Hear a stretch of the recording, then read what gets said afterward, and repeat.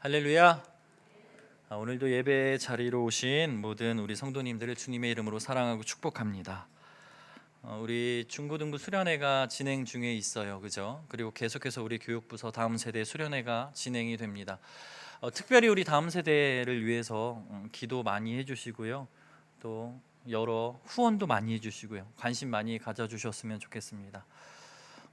작년 성도들을 대상으로 이러한 설문을 했대요. 여러분들이 과연 하나님을 만났던 때가 언제입니까? 라는 질문을 했을 때요, 한국교회의 87% 이상이요, 87%가 되는 인원이 주일학교 때 하나님을 만났다라고 이야기를 했다라고 합니다. 30세가 넘어서 하나님을 경험하게 된 이들은요, 교회 안에 남아있는 자들 중에 4%밖에 되지 않았다라고 합니다. 이것이 의미하는 것이 뭘까요? 주일학교가 얼마나 중요한가. 어린 아이들의 신앙, 우리가 볼 때는 별거 아니죠, 그죠? 별거 아니에요? 별겁니다. 예. 아이들의 신앙 위해서 계속 기도해 주시고요, 관심 가져주시고, 이 아이들이 하는 모든 것들, 유치부, 어리다고, 또 청년부에 이르기까지 우리 모든 다음 세대들이 계속해서 하나님을 알고 믿는 세대가 될 수 있도록 우리 축복해 주셨으면 좋겠습니다. 우리 말씀 보겠습니다. 오늘 말씀의 제목은요, 마음의 문화 열려라입니다. 한번 따라해 볼까요? 마음의 문화 열려라. 오늘 제가 드리고 싶은 말씀은요, 이 한 문장 안에 다 들어 있습니다.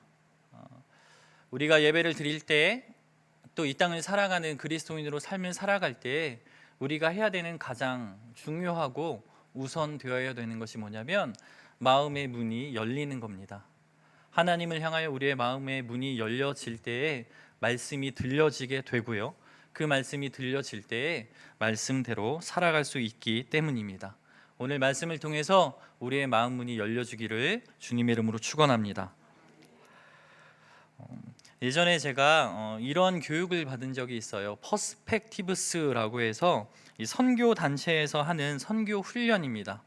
그런데 그곳에서 참 인상적인 이야기를 하나 들었습니다. 그게 뭐냐면, 하나님께서는요, 이 땅 가운데 선교하시는 하나님이래요. 여러분, 새롭나요?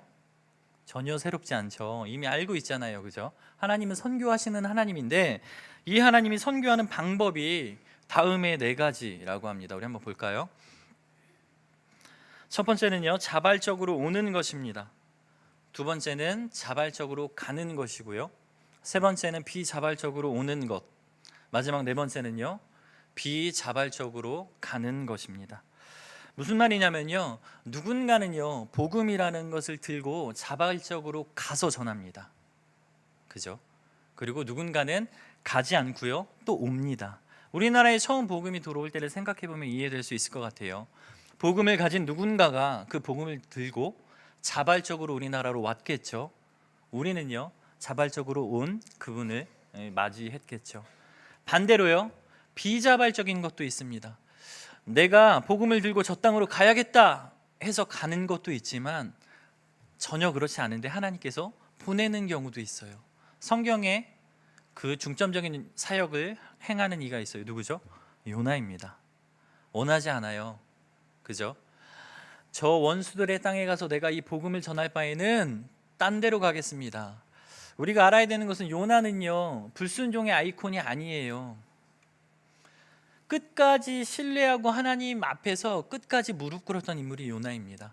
그러나 비자발적으로 하나님께서요, 그를 통해서도 역사하시고요, 이곳에 있는 저와 여러분을 통해서도요, 이 다음에 4가지 방법을 통해서 역사하신다라는 것이죠. 누군가는요, 예수 믿고 싶어서 부모님 따라서 나왔다가 믿게 되는 경우도 있고요, 누군가는요, 정말 믿지 않으려고 온갖 발버둥을 치고 최선을 다해서 도망 다녔는데 이 자리에 붙들려온 누군가도 있을 겁니다. 이것이 우리에게 말씀해 주는 분명한 사실은요, 하나님께서는요, 여전히 하나님의 일들을 이루어 가시는데, 저와 여러분이 동의되든 동의되지 않더라 할지라도요, 그 일들을 행하신다라는 것이죠.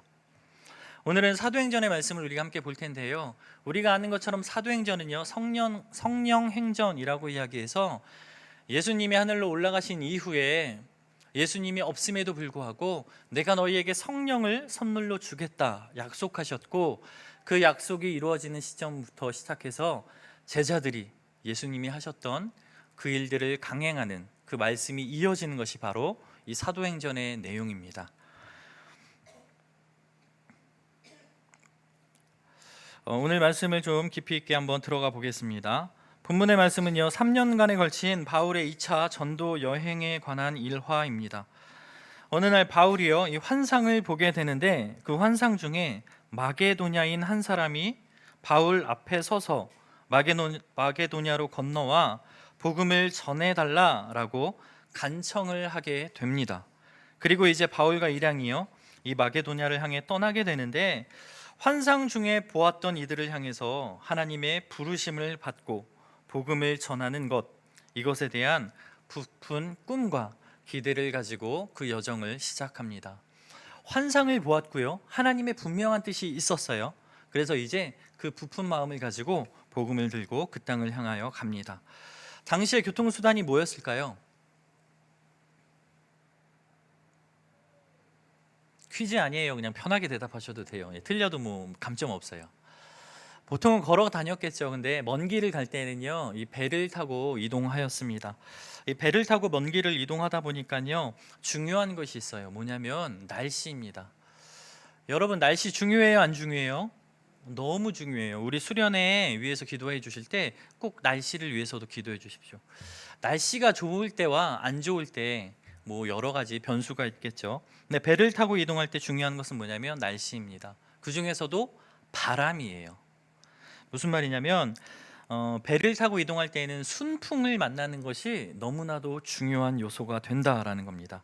왜냐하면 순풍을 만나게 되면요, 바람을 타고 원하는 곳까지 보다 빠른 시간 내에 편안하고 안전하게 갈 수 있게 되어집니다.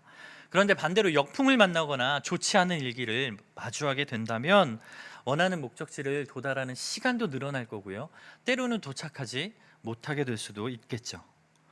이제 바울과 일행들이요, 그 배를 타고 마게도냐 땅으로 향하게 되는데, 이동 경로에 대해서 이렇게 기록이 되어 있어요. 우리가 읽은 말씀을 보면 이 순차적으로 기록이 되어 있습니다. 드로아에서 출발을 해서 사모드라게에서 정박을 합니다. 하루를 보내요, 이곳에서. 그리고는 네아폴리로 가서 빌립보 땅으로 향하게 됩니다.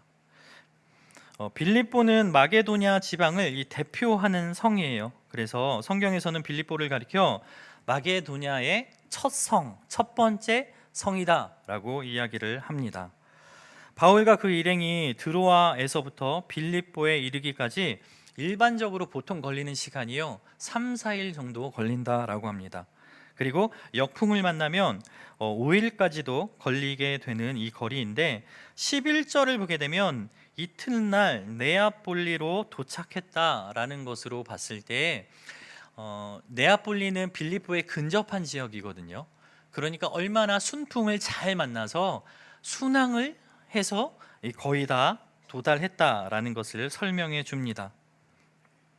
이제 바울과 일행들은요, 복음을 가지고 그 큰 꿈을 가지고 유럽 대륙에 도착을 합니다. 더군다나 오는 과정도 너무 순탄하게 순풍을 만나서 편안하게 오게 됩니다.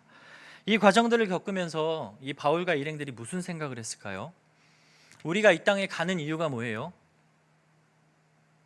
복음을 전하러요. 환상을 보았어요. 하나님이 환상을 보여주셔서 복음을 가지고 이 땅을 향해서 갑니다. 그런데 오는 과정이 어때요? 순풍을 만났어요. 너무 편안하게 빠른 시간 안에 일이 술술술술 되어지는 겁니다. 어떤 생각이 들었을까요? 역시 하나님께서 이 선교에 함께 하시는구나, 하나님께서 원하시는구나 라고 생각했을 겁니다. 하나님의 뜻이 확실하다라고까지 생각했을 겁니다. 그런데 흥미로운 부분은요, 12절 말씀을 보면 오자마자 곧바로 그들이 복음을 전하지 않아요. 그들이 수위를 유하면서 무엇을 하냐면, 아마도 추측컨대 그 지역의 특색이 무엇인지, 이곳 사람들은 어떠한지 환경에 적응하는 시간을 가졌던 것으로 보여집니다.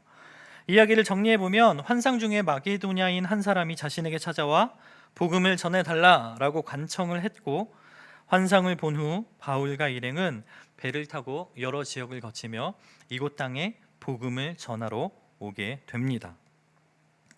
복음을 전하기 위해 그곳 사람들과 문화는 어떤지 살피는 중에 일어난 일이에요. 그런데 며칠을 그 땅에 함께 있어 보니까요, 이제 안식일이 되었어요. 안식일이 되면 유대인들이 하는 것이 있어요. 뭐죠? 여러분 주일 되면 뭐 하세요? 예, 저도요. 저도 예배합니다. 저희 예배하잖아요. 안식일이 되어서 이제 예배할 곳을 찾는 거예요. 보통은 유대인들은 회당을 찾는데 이방 땅이잖아요. 그죠? 회당이 그곳에 있어요? 없어요? 없어요. 처음이기 때문에 없어요. 회당이 없을 때 유대인들이 취한 방법이 뭐냐면 한적한 장소를 찾습니다. 조금 조용한 곳에 가서 하나님께 기도하는 거예요. 저희도 만약에 어딘가에 외부로 갔는데 주일이 되었어요. 그곳에 성전이 없어요. 그럼 어떻게 해요? 아싸, 여기는 성전이 없으니까 오늘은 패스 이럴까요? 아니죠. 있는 곳에서 우리가 하나님께 기도하며 찬양하며 아마 예배를 드릴 겁니다. 마찬가지로 유대인들이요, 그런 장소를 찾았는데 다행히도 빌립보 땅에는요, 겐자이트 강가라고 하는 곳에 천막을 치고 기도하는 기도의 처소가 있었습니다. 그곳에서 많은 유대인들이요, 그 지역에 살고 있는 유대인들이 모여서 이제 예배를 드리고 있는 거예요. 기도를 하고 있는 거예요. 그곳에 가서 보니까 루디아라고 하는 여자 인물이 있고요. 또 대부분의 그곳에 있던 인물들이요, 여자였다라고 합니다. 참 그런 것 같아요, 그죠? 기도하는 자리에는 항상 남자보다 여자가 많은 게 사실인 것 같아요. 지금도 제가 이렇게 대충 보면요, 여자분들이 훨씬 많아요. 왜일까요? 제가 비밀 알려드릴게요. 남자들은요, 마음으로 집에서 기도하거든요. 네. 우리 여자분들은 불안하기 때문에 현장에서 열심히 기도하시죠. 남자분들은 마음으로 열심히 기도한다라고 저는 믿고 있어요.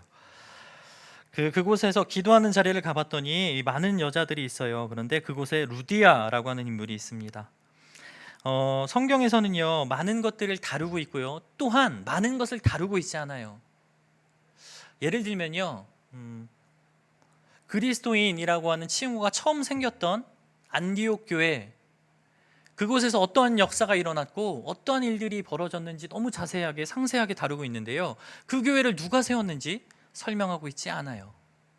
성경은요, 우리에게 많은 정보를 제공하지만 또 더 많은 정보를 제공하지 않고 있는 것들을 보게 됩니다. 그런데 오늘 본문을 보게 되면요, 이 두아디라시에 살고 있는 루디아라고 하는 이 여인에 대해서 그의 직업이 무엇인지도 상세하게 설명하고 있는 것을 보게 됩니다. 두아디라라고 하는 이 도시는요, 아주 발달한 상업이 하나 있는데 그것이 바로 염색공업이었어요. 그래서 루디아라고 하는 인물이 이 바다를 건너서 이 빌립보까지 와서 이 상업을 행하고 있다라는 것은요, 당시에 꽤나 성공한 이러한 염색 공업자였다라는 것을 우리에게 설명을 해줍니다. 이제 이곳에서 루디아는요, 바울을 만나서 복음을 듣게 돼요. 우연히요, 안식일이 되어서 기도하러 갔고요, 기도하는 처소에서 기도하는 사람들을 만나서요, 복음을 전합니다. 누가요? 바울이요. 그곳에 제가 아까 말씀드렸어요, 많은 여인들이 있었다고요. 많은 여인들 중에 루디아가 포함되어 있던 겁니다. 그런데 중요한 것은 뭐냐면요, 바울이 그곳에서 복음을 전할 때 그곳에는 루디아만 있었던 게 아니다라는 것이죠. 그곳에 있는 많은 이들은요, 똑같은 목표를 가지고 그곳에 나와 있었어요. 뭐죠? 기도하러요, 예배하러요. 누구에게요? 하나님에게요. 같은 목표를 가지고 그곳에 동일하게 예배하기 위해 나와 있고요, 동일한 말씀을 동일한 사람을 통해서 전달받습니다. 똑같은 시간에 같은 사람 바울에게 같은 내용의 복음을 듣게 되는 것이죠. 그런데요, 그들이요, 그 복음을 듣는 모습, 그리고 들은 후에 삶이 바뀌어가는 모습은요, 전혀 다른 반응을 보이고 있다라는 것이죠. 누구는 복음을 받아들이고 또 누군가는요, 그냥 지나가기도 합니다. 오늘 우리가 이 말씀을 주의 깊게 살펴야 하는 이유는 우리가 살아가는 오늘은요, 말씀의 홍수의 시대라고 불리기 때문입니다. 우리는 언제든지요, 시간과 장소에 구애받지 않고요, 핸드폰 하나만 있으면요, 유명한 목사님, 대형 교회, 또 어느 분이 좋다라고 하는 사람의 설교를 얼마든지 들을 수 있습니다. 뿐만 아니라 지금 이 시간에요, 우리가 이렇게 모여서 예배하지만 우리 동부교회만 예배할까요? 아니요. 금요심야 예배라고 해서요, 전국 각지에 있는 수많은 교회들이요, 동일하게 예배에 처소해서 예배를 드리고 있을 겁니다. 같은 시간 같은 장소에서 같은 말씀을 우리는 전해 듣습니다. 하나님의 말씀이죠. 어떤 이는 이 말씀이 마음의 등불이 되어 마음판에 새겨질 거고요, 또 어떤 이는 그냥 왔다 가는 그런 시간이 될 수도 있습니다. 무엇이 이러한 차이점을 만드냐면, 하나님께서요, 우리의 마음 문을 열어 주셔야만 그 말씀이 들려진다라는 것입니다. 세상에는요, 말을 잘하는 사람이 참 많이 있어요. 저는 목사가 되고 싶지는 않았어요. 왜냐하면요, 말하는 걸 그리 좋아하지도 않고요, 잘하지 못해요. 그래서 하나님, 왜 하필 말 잘하는 사람 이렇게 많은데 왜 저를 굳이 사용하시려고 하실까요? 라고 이렇게 많이 물었던 것 같아요. 학생들이 이 학원가를 가면요, 요즘은 일타 강사라고 해서요, 말을 굉장히 잘하고 아이들에게 논리적으로 잘 가르치는 선생님들이 계세요. 수많은 억대의 연봉을 받으면서 아이들을 가르치는 분들이죠. 뿐만 아니라 우리 주변에도 있잖아요, 그죠? 3355 모이는 곳을 보면 말을 정말 재미있게 잘하는 분들이 있습니다. 그러나 우리가 주목해야 되는 사실은 뭐냐면요, 아무리 말을 잘하는 사람도 내 앞에 있는 사람의 영혼의 문을 열 수는 없다라는 겁니다. 영혼의 문은요, 절대로 사람이 열 수 있는 것이 아닙니다. 이 세계는요, 하나님의 영역이에요. 누군가에게 우리가 복음을 전하는 것은요, 누구나 할 수 있어요. 목사만 할 수 있는 거 아니고요, 누구나 할 수 있습니다. 그런데 중요한 거는요, 복음을 받아들이는 것은요, 내가 얼마나 말을 잘하고 얼마나 오랫동안 내가 했고 중요하지 않아요. 뭐가 중요하다고요? 하나님이 그것 가운데 함께 하셔서 마음의 문을 열어주셔야만 된다라는 것이죠. 그래서 우리가 성경을 가리켜서요, 신비, 비밀이라고 이야기합니다. 모두에게 동일하게 들려져요. 성경책은 누구나 살 수 있어요. 집에 가면 한두 개쯤 있고요, 누구나 시간을 내기만 하면 읽을 수 있습니다. 그러나 읽는다고 해서 다 깨달아지나요? 그렇지 않죠. 이 마음 문을 누가 열어주셔야 되냐? 하나님이 열어주셔야만 그 일들이 이루어진다라는 겁니다. 요한복음 3장을 보면 니고데모라고 하는 유대인의 지도자가 나옵니다. 이 바리새인이요, 밤중에 예수님을 찾아와서 대화하는 장면이 나와요. 그때 예수님이 니고데모에게 하신 말씀 우리가 잘 알고 있죠. 사람이 거듭나지 않으면 하나님의 나라를 볼 수 없다. 그때 니고데모는요, 이 말씀을 이해하지 못합니다. 그리고 이렇게 질문하죠. 어떻게 예수님, 사람이 다시 엄마의 모태로 들어갈 수가 있습니까? 이처럼요, 하나님께서 열어주시지 않으면요, 이해될 수 없고요, 절대 알 수 없는 영역이 바로 이 복음입니다.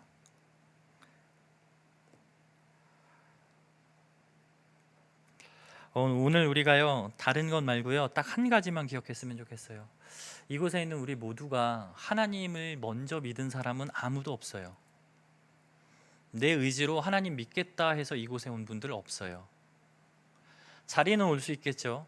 그러나 마음 문을 열어주시고요, 혹시라도 우리 중에 하나님을 만났다라고 강한 확신을 가진 분들이 계시다면 그 마음 문 누가 열어주셨냐면 하나님이 열어주신 겁니다.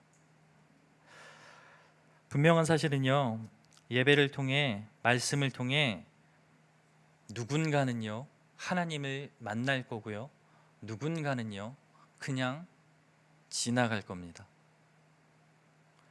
오늘의 예배도요, 내일의 예배도요, 다음 주의 예배도요. 우리가 매 예배마다 해야 되는 가장 중요한 것은요, 하나님, 내 마음의 문을 열어주세요 라고 내 자신을 먼저 인정하고 하나님께 기도하는 것입니다. 성령 하나님, 오늘도 우리 가운데 오셔서 내 마음 문을 좀 열어 주십시오. 모든 예배마다 그렇게 하셔야 되고요. 모든 직분자들이 그렇게 하셔야 됩니다. 말씀을 전하는 자로 있다 보니까요, 자꾸만 제가 있는 것이 뭐냐면 설교 준비를 열심히 하면 말씀을 잘 전할 수 있다라고 착각하는 겁니다. 제가 열심히 준비하면요, 성도들이 열심히 알아주겠지? 그런데 해보면 때로는 그렇지 않더라고요. 제 준비가 너무 부족했는데요, 하나님이 역사하실 때가 있고요, 제 노력이 너무 많은데도 불구하고 되어지지 않을 때가 있어요. 왜냐하면요, 이 예배의 영역은요, 마음의 문을 열어주는 영역은 하나님께 있기 때문입니다. 우리가 예배하는 모든 시간에 이전과 오늘 그리고 앞으로 다가올 모든 예배 가운데 우리의 마음 문을 열고 하나님께 진심으로 예배할 수 있는 우리 모든 성도님들이 되기를 주님의 이름으로 축원합니다. 마지막으로요, 우리가 하나님이 잘 느껴지지 않을 때 우리의 마음 문을 열 수 있는 방법 무엇이 있을까 고민을 해보았습니다. 좋을 때는요, 누구나 웃으면서 얘기할 수 있어요, 그죠? 그리고 내가 좋아하는 사람 만나면요, 선대하는 것은 너무나 쉬워요. 여러분, 저는 좋은 사람이에요. 안 믿으세요? 저는 좋은 사람이어서요, 저의 웬만하면 저 화 잘 안 내고요, 짜증도 잘 안 내요. 근데 원칙이 하나 있어요. 아시는 분들 계시죠? 단 건들지 않으면이에요. 제가 그랬던 것 같아요. 자라오면서 건들면 정말 온순하거든요. 근데 건들면 어떻게든 꺾으려고 했던 것 같아요. 잘못됐죠. 하나님 만나고 정말 많이 회개하고 이 바뀌는 과정 중에 있습니다. 아직도요. 그런데 하나님을 만나는 과정 중에 마음을 문을 열 때 가장 어려웠던 건 뭐냐면요, 하나님이 잘 느껴지지 않을 때였어요. 신학생 시절에 제가 여러분이 생각하는 것보다 많이 기도했거든요. 왜냐하면요, 하고 싶지 않아서요. 저는 명확한 사인이 있으면 하겠습니다 라고 하나님께 수없이 많이 고백했어요. 하나님, 제가 지금 기도할 테니까요, 뭔가 제가 기도 끝나고 나갔는데 교통사고가 빵 나서 차가 종이짝처럼 쫙 납작해졌는데 저는 털끝 하나도 안 다친 뭔가 이런 특별한 임재 있으면 제가 사역할게요. 근데 하나님 그 기도 들어주시지 않더라고요. 지금 생각하면 얼마나 다행인지 몰라요, 그죠? 그때 제가 끊임없이 하나님께 기도하는데요, 하나님이 잘 느껴지지 않고요, 알아지지도 않고, 그렇다고 해서 은혜가 충만하지도 않고요, 기도하는데도 계속해서 제 안에 갈급함이 있었어요. 어떻게 해야 될지를 몰랐어요. 남들이 볼 때는 보여지지 않죠. 그러나 저 안에는 끊임없는 내 속에 전쟁을 치르고 있었습니다. 그때예요, 하나님께 계속해서 저는 그 자리에 머무르는 거 말고 할 수 있는 게 없었어요. 그냥 버텼습니다. 그리고 나서요, 하나님께서 엄청난 은혜를 주셔서 빛이 임하고 멸류관이 하늘에서 내려오고 지금 이 자리에 제가 목사가 되었습니다 라고 하면 아주 아름다운 이야기겠지만 전혀 그렇지 않았어요. 그냥 하나님 응답하지 않으셨어요. 그냥 묵묵히 제가 그 자리 지키기를 원하셨고요, 저는 그 자리에서 하염없이 그 시간을 보내야만 했습니다. 지나고 나서 돌이켜 보니까요, 그 시간 동안 제가 강해지는 시간이었더라고요. 제 마음이요, 단단해지는 시간이었고요, 그 시간을 경험한 이후로는요, 하나님이 웬만큼 응답하시지 않아도요, 저는 눈 하나 깜짝 안 해요. 왠지 아세요? 하나님 분명히 살아계시거든요. 아무리 저에게 말씀 안 하셔도 저 다 알아요 하나님, 어차피 살아계시잖아요, 어차피 일하고 계시잖아요. 그 기한을 제가 모를 뿐이죠. 그것을 위해서 우리가 끊임없이 고백해야 되는 건 뭐냐면요, 마음의 문을 여는 겁니다. 하나님은요, 우리에게 자유의지를 주셨대요. 이것이 무슨 말이냐면요, 여러분 인격 무시하고 하나님께서 강압적으로 하지 않으신다라는 거예요. 야, 그냥 덮어두고 따라와, 예전에 많이 했잖아요, 그죠? 우리 그냥 믿어, 나도 몰라. 참 그때는 은혜가 있었던 것 같아요. 그죠? 그러고도 은혜가 있어서 참 믿음을 가진 사람 많아요. 우리가요, 예배 자리에서 잘 느껴지지 않을 때 많을 거예요. 저도 지금도 동일해요. 하나님의 은혜를 구하려면요, 끊임없이 간구해야 되고요, 계속해서 기다려야 됩니다. 중요한 것은 한 번의 예배에, 매번의 예배에 하나님을 느끼려고 하는 우리의 모습과 태도가 반드시 필요하다라는 것이죠. 오늘 본문을 보면요, 바울과 일행들은요, 순풍이 불어서 그 땅에 도착했어요. 하나님이 모든 길을 열어주시는 거라 생각했어요. 그런데 오늘 본문 뒷부분의 내용을 보면요, 우리가 아는 것처럼 바울은요, 감옥에 갇히게 돼요.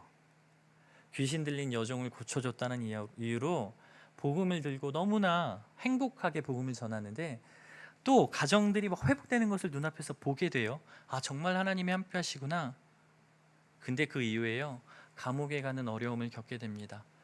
우리가 사는 수많은 인생 가운데 뭔가 일이 술술 잘 되고요, 믿음 가운데 있을 때 열려질 때가 있을 거예요. 그때만 하나님께서 역사하시는 게 아니라요, 때로는요, 내 인생 가운데 가장 어려운 곳에 처할 때 궁핍과 가난과 이런 거는 시간이 지나면 견딜 수 있는데요, 정말 어려운 건 뭐냐면 하나님이 느껴지지 않을 때예요. 그렇게 예배하고 그렇게 부르짖는데 하나님이 느껴지지 않을 때, 그때 그것을 우리가 기다림으로요 돌파하는 경험, 그것을 우리가 함께, 저와 여러분이요 겪어보고 경험했으면 좋겠습니다. 오늘 우리가 함께 기도할 겁니다. 하나님, 우리가 앞으로도 이렇게 많은 예배를 드릴 텐데요, 하나님 영광 받아주세요. 지금까지 내가 내 마음의 만족과 평안을 위해서 기도했다면 하나님 영광 받아주세요. 그리고 하나님의 영광을 위하여 내가 마음의 문을 열게 해주세요 라고 하는 믿음의 고백 우리 가운데 있기를 원합니다.